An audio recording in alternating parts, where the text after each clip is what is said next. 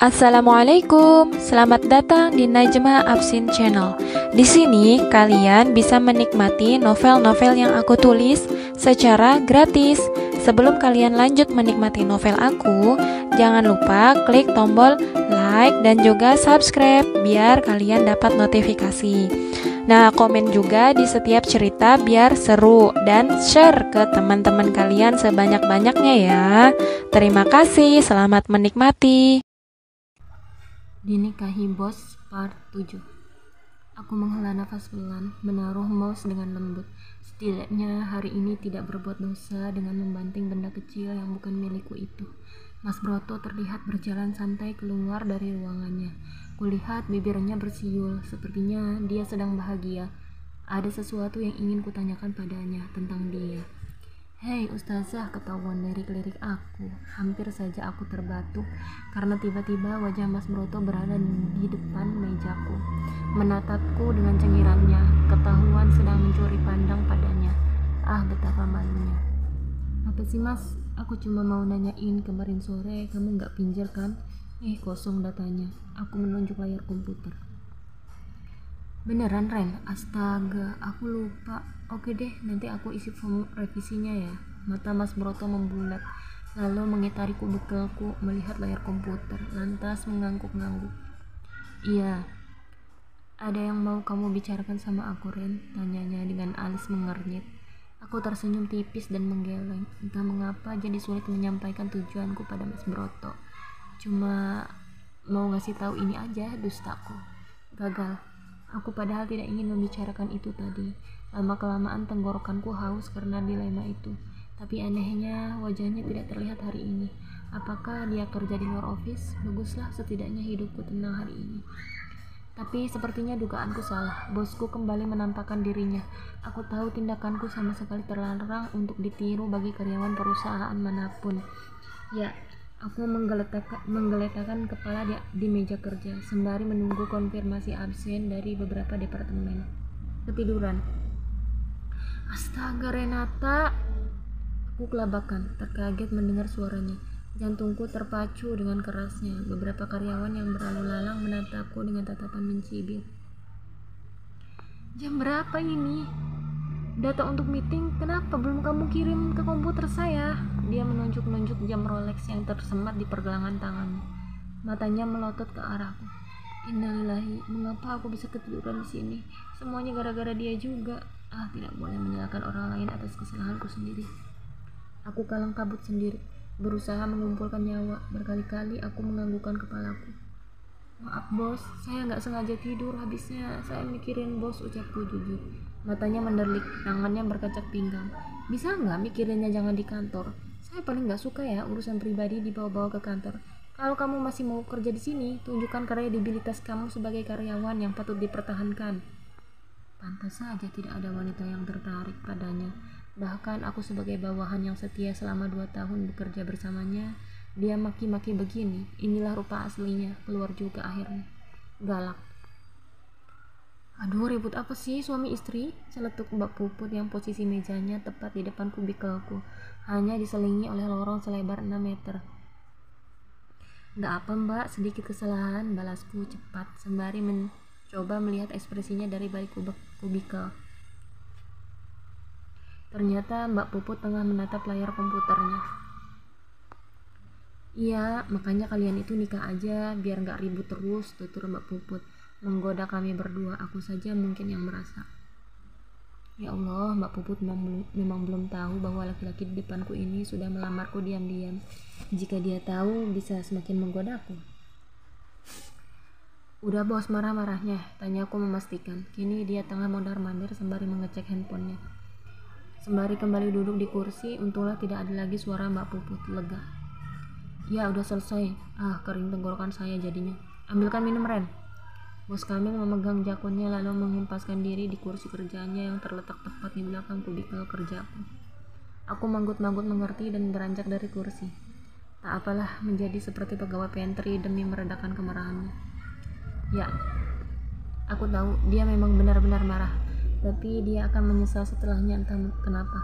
Walau wajahnya selalu santai tanpa merasa bersalah, tapi jika sampai membentak-bentak, apalagi terhadapku sebagai bawahan setiannya. Dia juga bisa tidak enak hati, katanya dia sih. Sifat empati yang ibu rasakan tampaknya tidak main-main. Sesekali wanita yang selalu ceria dengan wajah putih bersihnya itu mengelap air mata. Apakah dia telah menyesal melahirkanku yang tak kunjung kawin-kawin ini? Tidak mungkin. Ada apa, Bu? Tanyaku, memeluknya dari belakang. Kini posisinya sedang duduk di sofa tanpa menyalakan televisi. Ibu sedih aja, pengen lihat Lilin ke rumah sakit. Lilin? Siapa? Alisku mengerti. Adiknya Kamil, dia sakit kanker stadium 4, kasihan banget. Katanya seumuran kamu. Ibu gak bisa membayangkan kalau anak ibu kayak gitu. Pasti terpukul banget, jelas ibu. Oh, ternyata adiknya bernama Lilin. Alhamdulillah, Bu, aku masih sehat walafiat gini. Ibu pengen jenguk dia, tanyaku, membuat wajah ibu sumringah. Setidaknya aku bisa membahagiakan wanita yang melahirkanku ini, walau dengan tindakan sederhana. Iya. Ya udah, ayo Rena antar. Beneran Ren, ini udah malam, kamu gak capek? Tanyanya memastikan. Aku menggeleng dengan senyum lembut. Akhir-akhir ini aku terlalu sibuk bekerja dan memikirkan urusan pribadiku, sehingga lalai dari memperhatikan keinginan ibu. Bisa saja di lubuk hatinya terdalam, dia ingin banyak bertemu denganku, misal berjalan-jalan atau berkunjung ke panti untuk menuntaskan hobinya. Sayang, pekerjaanku memang cukup padat, dari jam 7 pagi sampai jam 5 sore. Sistem perusahaan tambang memang luar biasa ketat. Aku tidak bisa pulang seenaknya jika belum jam pulang. Ayah juga sama, beliau amat sibuk karena sering berpatroli, bahkan jadwalnya berganti-ganti, bisa berpindah shift setiap hari, sehingga banyak menginap di kantor polisi. Ayah memang pahlawan yang berkeadilan bagi seluruh rakyat Indonesia.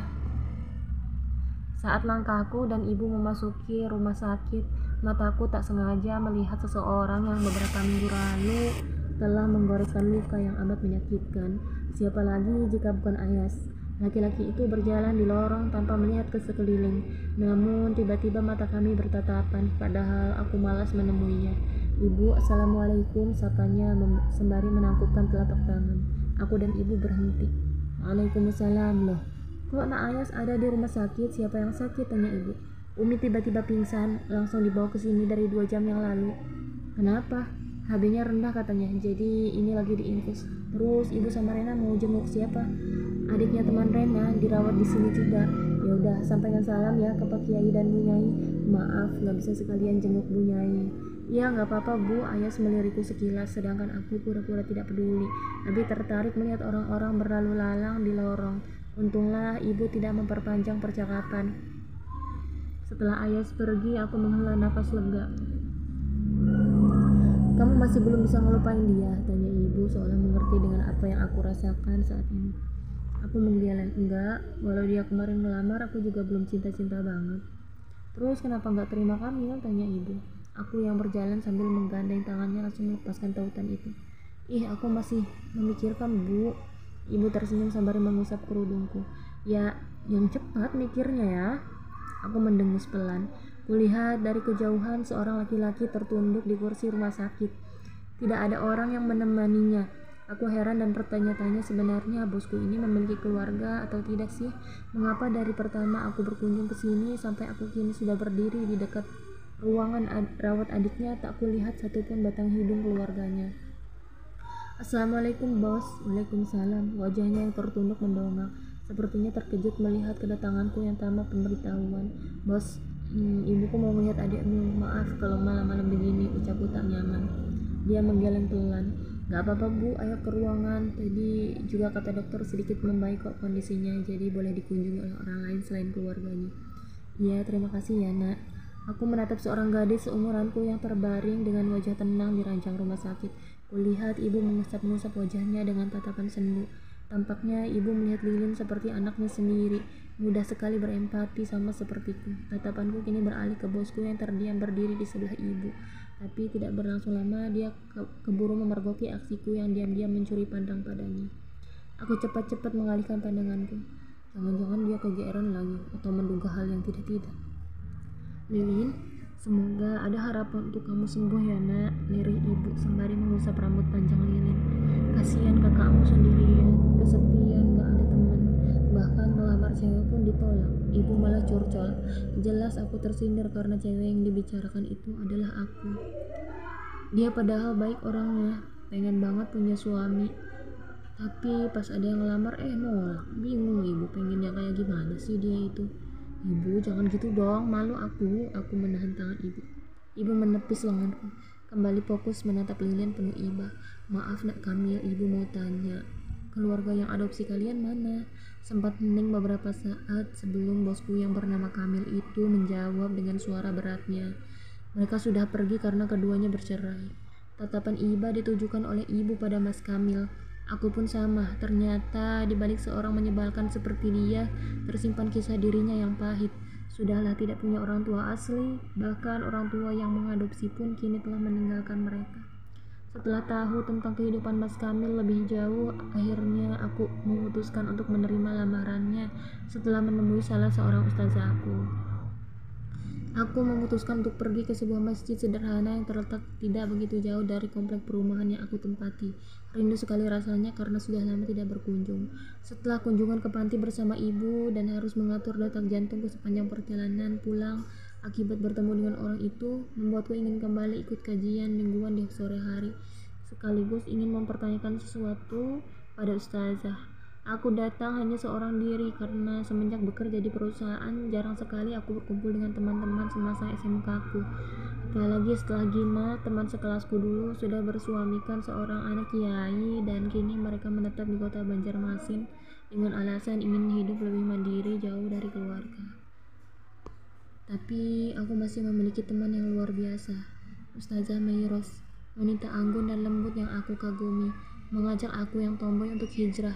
Kami bertemu saat SMK, sempat berpisah beberapa tahun karena dia berkuliah di Banjarmasin dan menikah dengan cowok soleh yang berasal dari daerah Kandangan sana.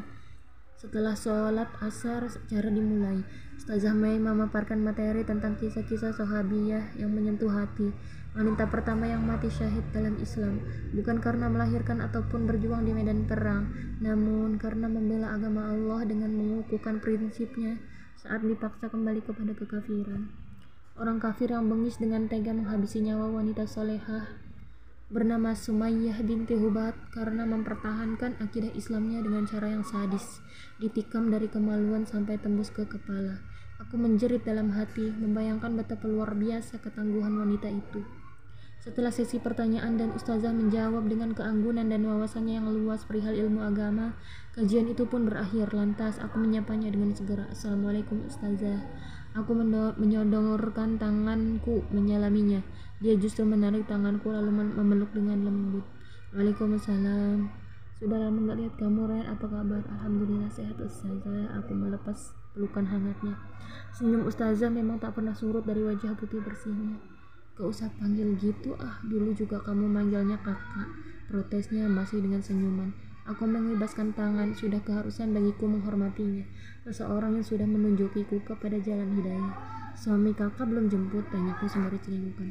"Belum, ada sesuatu yang mau kamu ceritain?" Seperti biasa, Ustazah Mei memang selalu dapat menduga apa yang ada di benakku.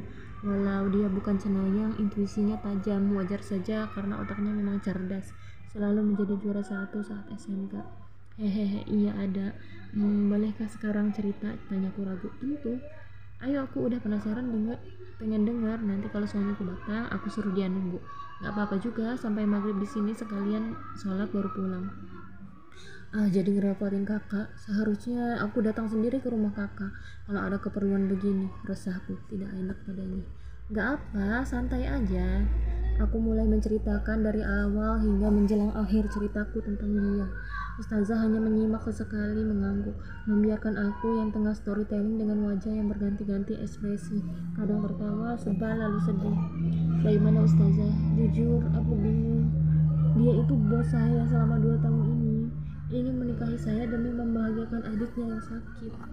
Nikah itu bisa jadi mubah, sunnah, makruh, wajib, bahkan haram. Tergantung niat, situasi dan kondisi orang yang ingin menikah. Jika seseorang itu mampu secara finansial, fisik, dan mental, dan dia sudah berkeinginan menikah dan susah menahan syahwatnya, maka wajib bagi dia nikah. Jika dia sudah merasa mampu tapi belum ada keinginan menikah, maka mubah saja hukumnya. Namun jika dia mampu dan ada keinginan menikah tapi masih bisa menahan syahwatnya, maka sunnah saja hukumnya. Jika seseorang tak yakin mampu menikah, maka makruh bagi dia. Jika seseorang nikah hanya berniat menyakiti istrinya, maka itulah yang haram. Jadi kembali pada niat masing-masing. Insya Allah dia niatnya ingin membahagiakan sang adik, ibadah, dan kamu niatnya memang menyempurnakan agama, ya kan? Betul Ustazah. Ya, itu pilihan kamu. Aku yakin Rena sudah dewasa, bisa menilai seseorang yang kira-kira cocok untuk dijadikan pendamping. Terima kasih Ustazah. Kembali ke dunia saat ini. Setelah pertemuan dengan Ustazah Mei, hatiku mencoba untuk mantap dengan keputusan yang tak mudah ini. Aku terima lamarannya, tapi jangan GR, bukan berarti aku tergila-gila sama bos. Aku ingin ibadah juga, bantu kamu buat wujudin mimpi adikmu itu. Ia mengangkat alisnya, tidak terlalu terkejut nampaknya. Besok kita nikah kalau gitu, ucapnya santai, seraya mengaduk kopi yang sudah ia masukkan ke dalam gelas plastik berwarna putih. Apa sih sebenarnya makna pernikahan di benak laki-laki itu? Kenapa dia sesantai itu? Hah, secepat itu? Tanyaku dengan ternganga. Perkataannya tadi membangkitkan nuansa menggelitik di perutku. Ren, aku tersadar dari lamunan singkatku. Kulihat telapak tangan bosku melambai tepat di wajahku. Ya bos, insya Allah. Aku berkata mantap. Kulihat dia tersenyum sekilas. Dengan cepat aku meninggalkan pantry. Berdoa dengannya membuat warasku sedikit terganggu. Hah? Masa di rumah sakit sih? Gak langsung resepsi aja, protes tanteku sembari menyandarkan punggungnya di sofa. Malam ini dia berkunjung hanya bersama Natasha. Natasha itu adalah anaknya tanteku. Gadis kecil itu sibuk menggelitiki kakiku yang tadi balik kos kaki. Geli sekali. Oh geli sayang, kataku sembari tertawa. Ren, tekuk tante karena merasa diabaikan. Aku mengangkat tubuh Natasha yang duduk di bawah sofa sambil memegang ibu jariku. Kutaruh tubuhnya di atas pangkuan. Situasinya nggak tepat kan kalau ngadain resepsi. Banyak yang harus dipersiapkan. Sedangkan dia inginnya besok langsung lamar, langsung nikah deh habis itu. Mei, kenapa kamu tega biarin anakmu menikah nggak resepsi? Tanya tante setengah berteriak karena ibu sedang menggoreng sesuatu di dapur. Biarlah itu atas kesepakatan mereka berdua. Selama Rena nggak keberatan, aku ikut aja, balas ibu dari arah dapur. Kini tangannya membawa nampan berisi sepiring mendong. Ya tapi kan dia katanya tajir, masa nggak mampu ngadain resepsi? Tante, aku mau memanggilnya kesal. Bukan nggak mampu, tapi kondisinya nggak tepat. Insya Allah resepsi menyusul. Yang penting sah secara agama dan negara dulu. Gak jadi nikah sama anak kiai, dapetnya yang biasa-biasa aja, cibir tante. Membuat ibuku menyela. Udahlah Sof, biarkan mereka yang memutuskan, toh mereka yang mau nikah. Aku sudah bersyukur Rena dapat jodoh daripada dibully terus sama warga kampung. Masa anakku dibilang sudah dipepet sama jin, keterlaluan. Iya, bos tambang harusnya sih tajir, kata tante sambil mencomot mendoan. Setelahnya berlanjut dengan perbincangan ala ibu-ibu yang membuatku hanya sesekali menimpa. Tidak ada paksaan apapun, ini adalah bagian dari sifatku yang terkadang mudah berempati. Juga aku ingin beribadah, sudah terlalu lama aku berbuat dosa, hanya karena pandangan mataku yang tak mampu kujaga. Bahkan beberapa kali mataku mengagumi tampang bosku sendiri. Ya, walau aku tidak tergoda untuk jatuh cinta padanya. Ruangan yang bercat putih itu masih sama. Berbagai alat medis tertata dan juga terpasang di sebuah tubuh yang nyawanya berada di ambang-ambang antara langit dan bumi. Dapat kulihat wajah Lilin begitu damai. Ia seperti mendapat kekuatan setelah mendapat kabar bahwa kakaknya akan segera menikah. Pembuat skenario membawa kami pada suasana mengharukan. Semua yang hadir di ruangan ini terdiam dalam pikiran masing-masing. Hanya Natasha, anak perempuan berumur 5 tahun yang terkadang berceleteria bersama ibunya. Walau Bibi mengingatkan anaknya itu untuk diam. Sesuai keputusan dari bos Kamil, dia meminta akad nikah dilaksanakan di ruangan Lilin, agar setidaknya adiknya ikut mendengarkan walau dalam kondisi tak sadarkan diri. Ijab kabul dilantunkan dengan begitu syahdu tepat di samping ranjang Lilin, gadis seumuranku yang terbaring lemah tak berdaya menghadapi sekaratul mautnya. Semoga perasaannya yang tak tahu itu sedikit tenang mendengar sang kakak sudah mengucap janji suci di hadapan orang-orang yang hadir. Saya terima nikahnya Renata Salsabila binti Rais Abdullah dengan mas kawin 8 gram emas dan seperangkat alat sholat dibayar tunai. Dia mengucap ijab dengan begitu lancarnya di depan penghulu. Aku yang terduduk bersebelahan dengannya mendadak bergetar. Sah, hanya penghulu dengan menengok kanan kiri saksi dan beberapa orang yang hadir di sana. Sah, alhamdulillah. Kulihat ibu dan bapakku saling bergandengan tangan, menatapku sembari tersenyum penuh bahagia. Di malam sebelum ijab, ibuku mengingatkanku masalah cinta tak cinta itu belakangan, karena hal itu akan tumbuh setelah kalian sering bersama, katanya. Ya, semoga aja. Ibu juga berterima kasih dengan sangat karena aku sudah mengabulkan permintaannya. Ya Allah ibu, padahal seberapa besar usaha dan jasa yang aku lakukan, tetap gak akan mampu membayar semua yang telah kau berikan, Bu. Kamu juga sudah menolong orang, Ran. Terkadang menolong itu harus mengorbankan sesuatu yang kita miliki. Bisik ibu di telingaku. Aku hanya mengangguk haru. Aku pikir proses pengucapan janji pada Allah hari ini akan terasa hambar dan tawar, karena toh aku menikahinya sementara perasaan apapun belum tumbuh untuknya. Namun ragaku terlalu kentara memberitahu dunia betapa bergetarnya aku di detik-detik momen itu. Jemariku bahkan bergetar saat berusaha meraih jari manisnya untuk kusematkan cincin, sedangkan Bos Kamil hanya memakaikan padaku benda bulat itu dengan santai dan tanpa beban. Dia menyadarkan tangan untuk kucium. Apaan dia? Bibiku yang juga ikut menyaksikan pernikahan kami menepuk bahuku, mengisyaratkan agar aku meraih tangan bosku yang saat ini statusnya sudah suamiku. Untunglah setelah proses aneh itu selesai, tidak ada keharusan selanjutnya seperti cium kening dan sebagainya. Bisa-bisa aku jantungan mendadak. Tiba-tiba perhatian kami teralihkan pada bunyi bip cukup panjang yang berasal dari benda berbentuk segi empat. Lantas saja bos kami beranjak dari duduknya, beringsut ke arah ranjang lilin. Lin, kamu tahu aku sudah menikah sekarang. Kamu dengar kan tadi aku ngucapin ijab kabul? Seperti sudah mengerti yang terjadi, dia tidak beranjak memanggil dokter.